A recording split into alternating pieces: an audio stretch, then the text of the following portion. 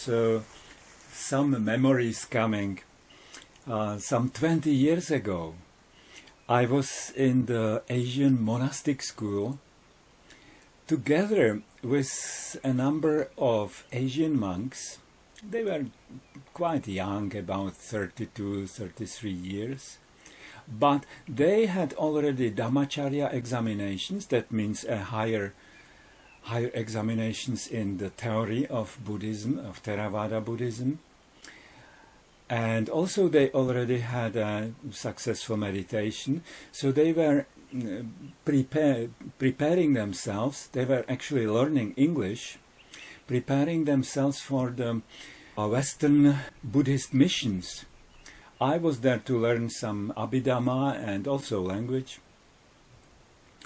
But in the Asian monastic style, these monks learning English, actually, they were learning pages of the textbooks, of the English textbooks by heart. So they had quite some vocabulary, they could read, but they were completely unable to communicate. So in the evenings, sometimes, I was animating kind of a discussions to bring them to speak, to ask questions, to make answers. And usually I was choosing some topics for our discussions, which I was sure they know already very well, that they know it better than me.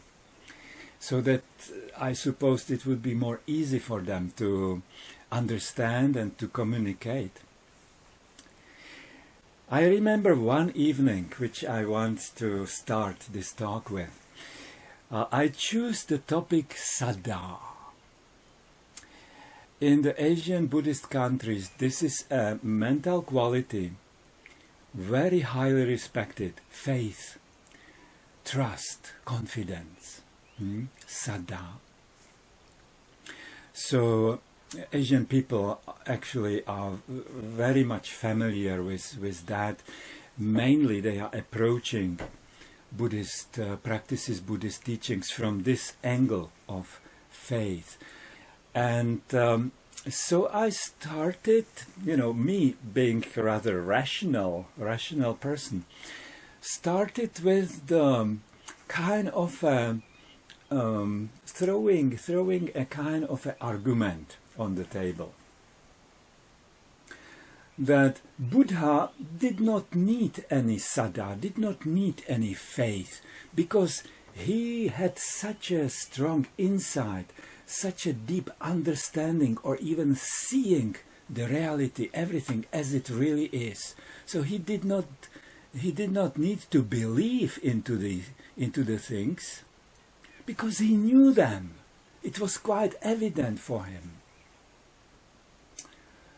Sort of presenting my case like that, and I noticed that the monks could understand what I was talking, but, in the gentle Asian way, it was quite clear that they don't agree with me. So I brought more strong argument. It's like this: I don't need to believe that this room has a door, because any time I look there, the door is there. It's evident. I don't need to believe it. Making the point quite strong. And the monks, no. So after the lesson, I was looking into my books, Abhidhammata Sangaha, which is the compendium of the whole Abhidhamma, in a way. And there was a kind of a table of all the chittas and cetasikas. Chittas are the kinds of consciousness, and cetasikas are the mental concomitants or the mental factors. And of course I could find the Lokutara Chitta, which is the consciousness becoming aware of Nibbana, Magga, Pa Nibbana, and finding the consecutive column with all the Chetasikas. Wow! There was lots of Chetasikas there, Sobhana Chetasikas, all there. And these are the beautiful, beautiful mental concomitants, starting with Saddha. So actually the Buddha is the example of Saddha in Buddhism, of the faith, of the trust, of the confidence. And this was for me quite a very important turning point to start to understand this quality of mind, Saddha, faith, trust, in a completely new light.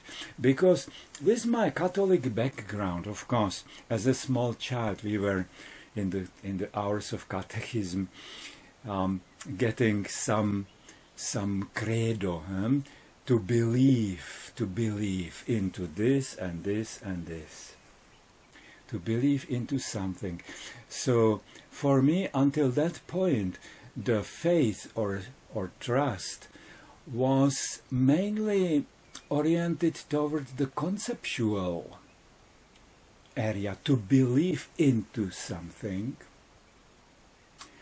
But from this point I started to understand that the Buddhist Saddha means something much, much bigger than that.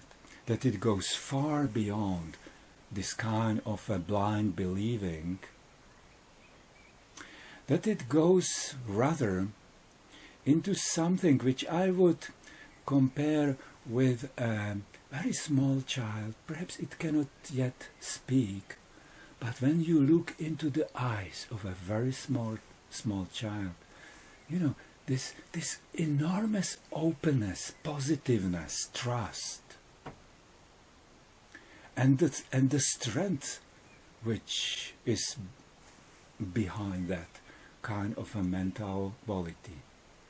So the Buddhist Saddha mainly is in the, I would say, over-conceptual sphere, beyond the concepts, believing into something. No, it is rather the heart which is open to something which is bigger than myself. This was a very important lesson for me. Only later I encountered, giving some retreats, so also there were some quite serious Christian people in the retreats, and we were discussing these things quite deeply, and they were quite clear that in the modern theology, Christian theology, it is the same actually. Believing into something, it is rather the initial stage of faith, of the Christian faith in this case, but later on it becomes the living direction, the living energy. Actually, the meaning of Saddha etymologically means something like to apply or to put your heart onto something fully.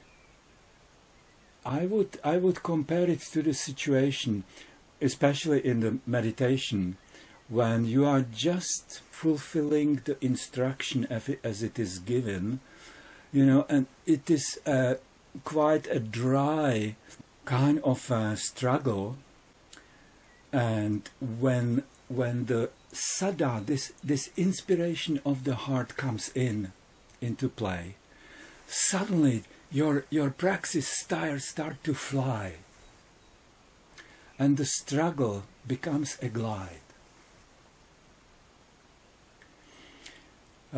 Reminds me of my experience I would like to share. It goes back again some 30 years perhaps, as a layman. Joseph Goldstein was teaching retreats in Switzerland quite frequently at that time.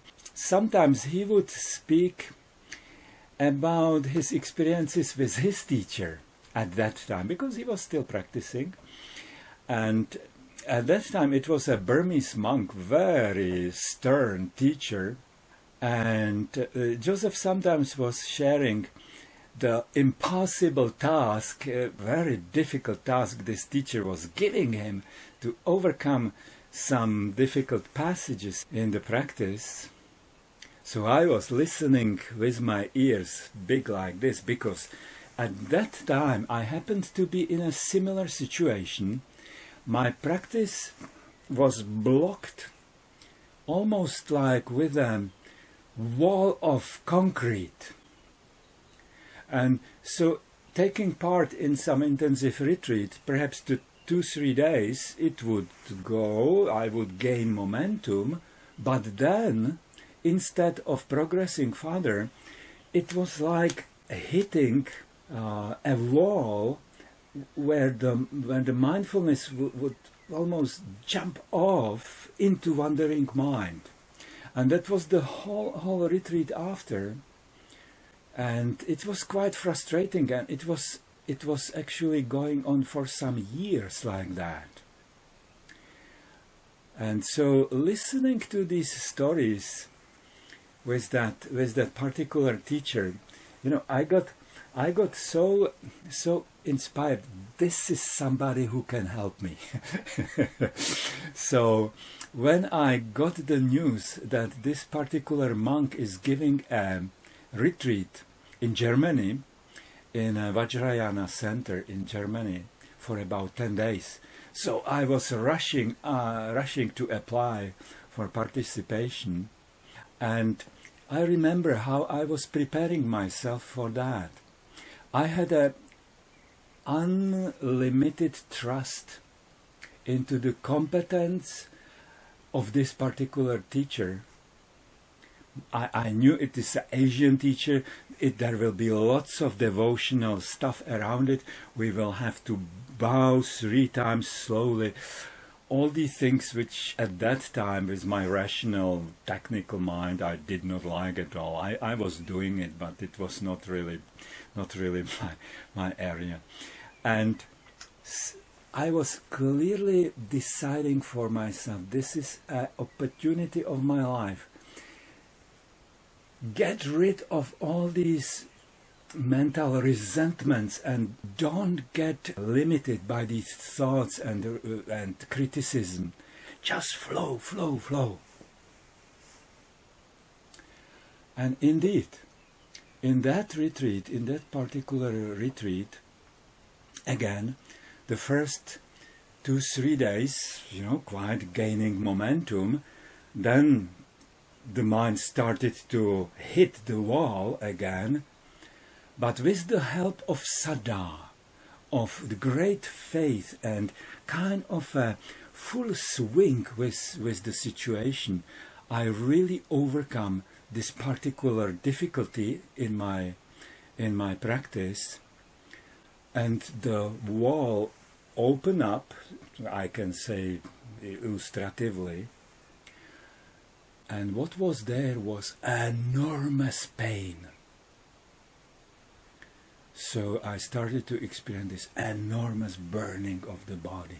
And that was actually the wall. Completely beyond conscious mind. I did not feel anything. It was just the mindfulness arriving at certain intensity, just jumping off of the practice. It was all subconscious. The fear of confronting the pain. So actually, at that particular retreat, I only started working through this difficult part of my practice. I had to finish it in the later practice, coming through. So this is what I want to share: the strength and power of Saddha and the importance in our practice. So at the beginning, faith and understanding, I thought these are contradictory qualities of mind. I thought when I understand something deeply, I don't need to believe it anymore, which is actually truth.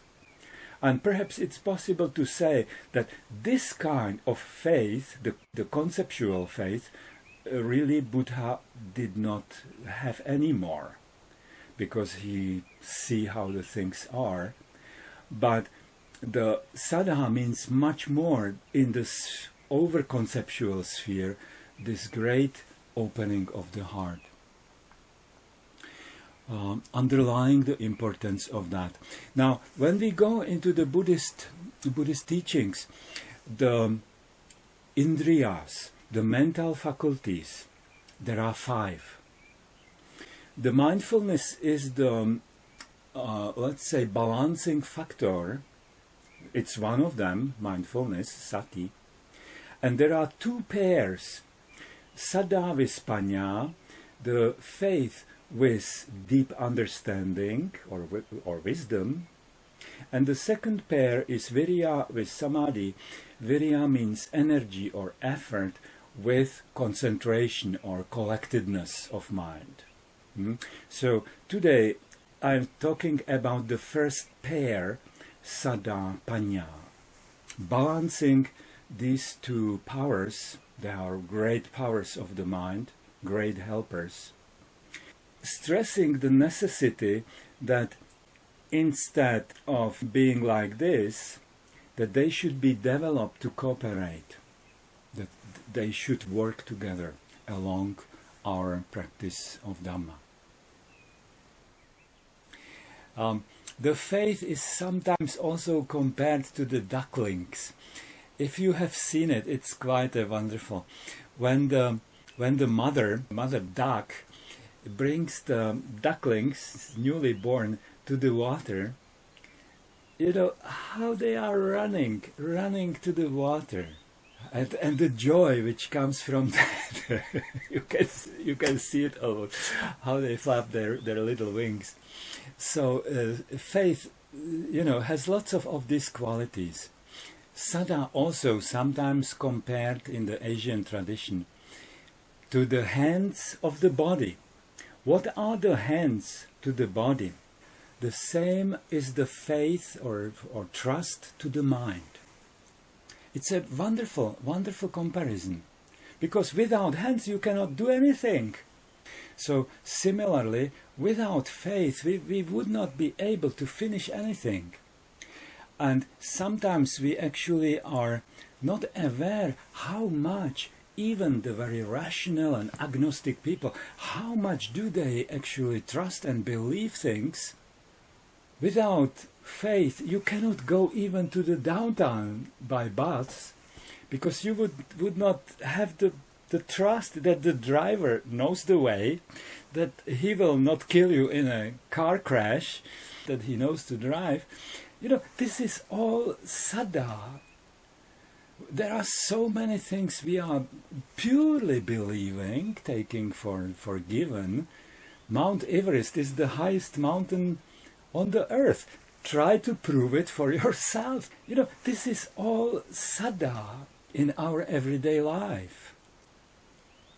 In the scriptures, saddha is compared to the gem of the universal monarchs. The legend goes that these universal monarchs have a very specific gem. And if this gem is thrown into muddy water, the dirt, the mud, very quickly settles down so that you can drink the water. So the saddha is compared to this kind of a purifying faculty and power in the mind. And indeed, I was observing it many times when the Asian people coming to Buddha statues, starting to bow, how they flourish from inside, how they start to radiate. This instant, pure handshake, I would say, handshake with a high level of consciousness, high level of purity of mind, which can happen almost instantly, indeed. Of course, it can vanish also pretty quickly. It's not so stable. The saddha, as well as the panya, as the wisdom, it has its shadow side as well as everything. If they are developed unevenly, out of balance, they are actually turning into a hindrance. So of course, if the faith, the trust, is one-sidedly exaggerated and there is not sufficient support by personal experience and wisdom, so it will end up with a kind of a cheap credulousness or fundamentalism, which can easily develop into fanatism, typical with the attachment to one's own belief. Very characteristic is also the intolerance to all the others which believe something different. We can see it in the Middle East very clearly. Even the other kind of misdevelopment, when there is a one-sided kind of reasoning and reflecting, so our practice has no strength. It starts to turn in a circle, just thinking, and not progressing anywhere. There is not the strength going through the whales of delusions.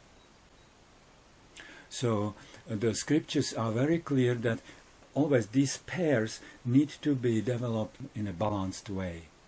What we see in these days quite a lot, that people are dismissing any kind of rebirth or existence after the death of the body, that something continues and it is capable to call together some another mind and body. So meaning exactly this, having open mind, not to be credulous, not to jump on these things, but also not to dismiss it automatically out of the table only because it is not exactly the position of the contemporary science. Probably it will take some more time until the science starts to broaden the spectrum, the knowledge about the extent of reality, which is enormous.